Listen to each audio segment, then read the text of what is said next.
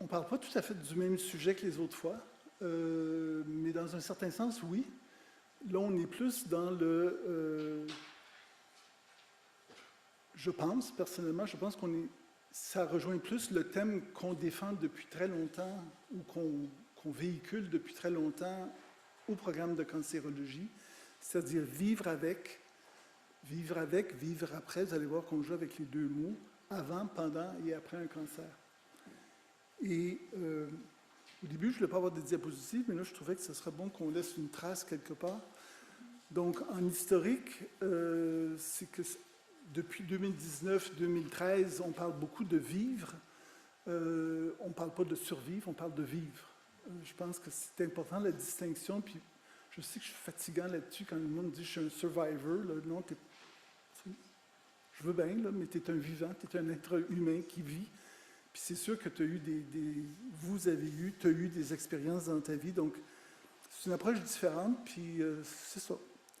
Point. Donc là, je vais vous parler, il y a eu des initiatives en Gaspésie, à Laval, à HMR, à Québec, dans différents centres du réseau de cancérologie, en Montérégie. Il y a eu des épisodes qu'on va essayer de marquer en 2022, 2024 et 2025. Donc c'est quelque chose qui est en évolution. Et puis là, il y a Parole Onco est allé dans le continuum. Avant, c'était plus patient accompagnateur. Là, c'est continuum. Donc, on est très heureux de travailler avec Parole Onco comme partenaire, de faire avancer tout ça. Vous le savez tous, mais peut-être encore plus après, on demande aux gens d'évaluer. D'ailleurs, on fait détection de la détresse, on fait détection de l'évolution biopsychosociale, les intervenants pivots, c'était dans le but de permettre de bien connaître la personne pendant. Là, on est en train de faire, on a mis en place les guichets d'investigation, guichets d'investigation, puis on parle de patient accompagnateur, puis de vivre.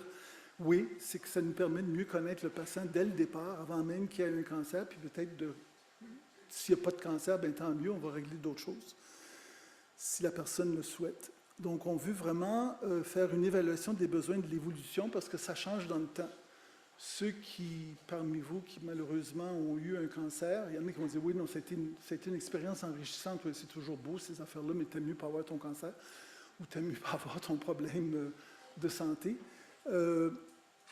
Mais c'est qu'on veut s'assurer que les gens, qu'on évalue leurs besoins, puis qu'on puisse répondre, puis suivre leur évolution dans le temps. C'est pas statique tout ça, vous le savez tous très bien. Il y a des effets secondaires qui arrivent pendant la chimiothérapie, il y a des effets un peu plus longtemps qui arrivent après, puis il y a des effets qu'on est rendu quand on parle de prévention tertiaire, c'est qu'on parle de 15-20 ans après les traitements. Il y a des gens qui peuvent avoir, puis surtout en pédiatrie, on veut développer ça après 18 ans, essayer d'avoir une offre de service qui soit garante des besoins des gens qui, ça fait 15-20 ans, ils peuvent avoir des problèmes de cancer du sein s'ils ont eu de la radiothérapie sur le thorax, ou cancer du poumon, ou problème du myocarde si c'était à gauche. On oubliait ça avant, c'était un épisode, c'est réglé après, tu as eu ta chimio, tu as eu ta radio, tu as eu ta chirurgie, donc c'est vraiment beaucoup plus vaste, puis la personne évolue elle aussi. Donc ça, ça résume un peu ce qu'on a pensé.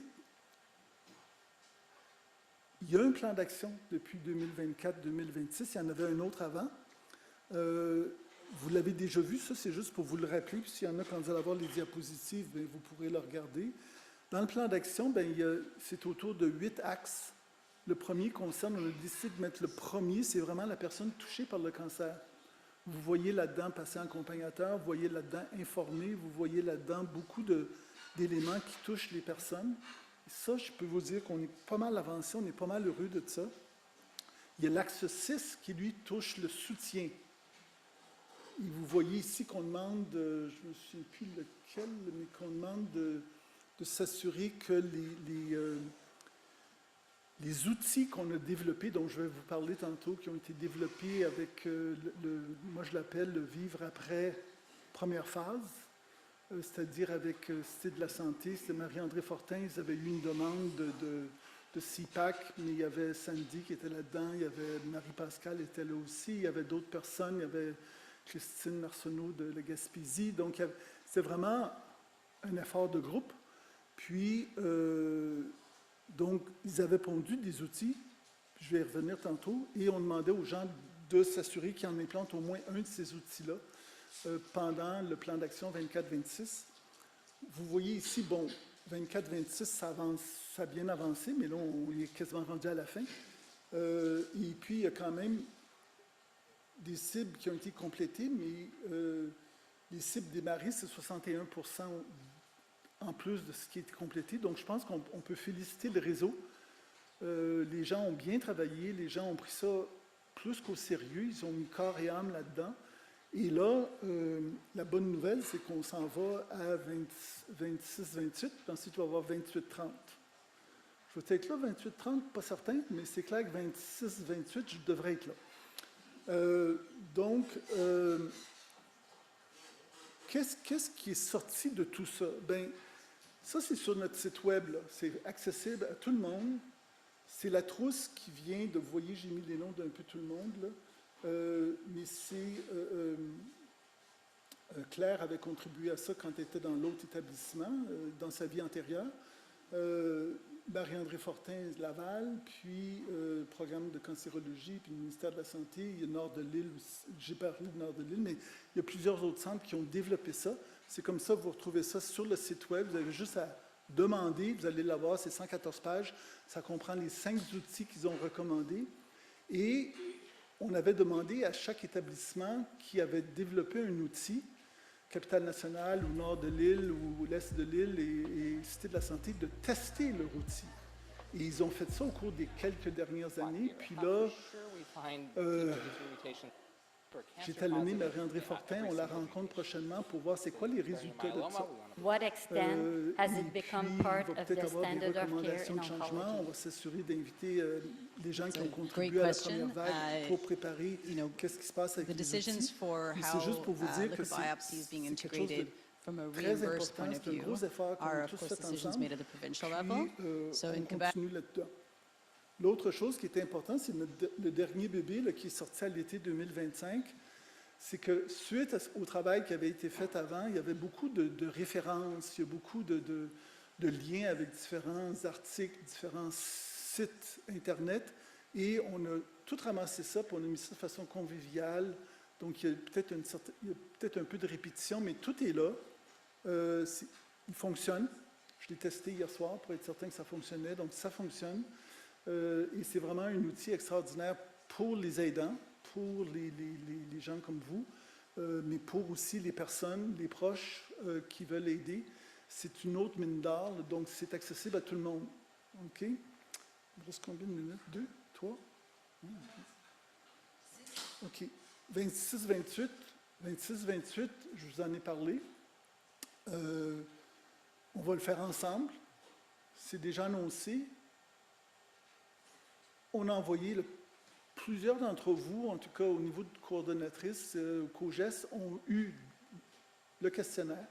Le questionnaire a été parti la semaine dernière. On va faire des ateliers en novembre. On a déjà on a 8 axes, donc on a 8 ateliers qui s'en viennent. Et puis, on a l'intention puis on va procéder comme on l'avait fait en 24-26, c'est-à-dire qu'on fait un template, un canevas de base, on l'envoie aux établissements. Santé Québec est d'accord, on travaille avec eux autres là-dedans aussi. On envoie ça aux établissements, ils vont remplir, parce que même si c'est un établissement, comme dit Stéphane tout le temps, mais il y en a quand même 28, là, je veux dire, tu sais, parce qu'il y a 28, chacun a sa région, chacun a sa particularité. Donc, vous allez avoir, on va vous demander de faire encore, à adapter certaines actions du plan d'action pour les besoins de votre population. On continue dans ce qu'on avait fait.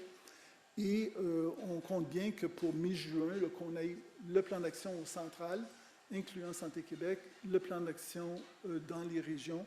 Donc, c'est un bel exercice, puis je pense qu'avec la turbulence qui s'en vient, l'an 2 de Santé Québec, les élections, etc., ça va être important qu'on ait un cadre sur lequel on puisse référer tous ensemble, puis mesurer, puis pas perdre le nord, comme on dit, là. C'est bien important de ne pas perdre le nord. Donc, je vous ai parlé... donc, qu'est-ce qu'on a fait? Bien, on a évalué les outils, je vous en ai parlé. La révision, j'en ai parlé. Mon Dieu, j'ai déjà parlé de ça. OK. Donc, je vais finir plus tôt. Je tiens juste à vous remercier d'être là. Je vous remercie d'être partenaire avec nous autres dans le programme de cancérologie et la direction de cancérologie. Puis, bon congrès. Merci beaucoup.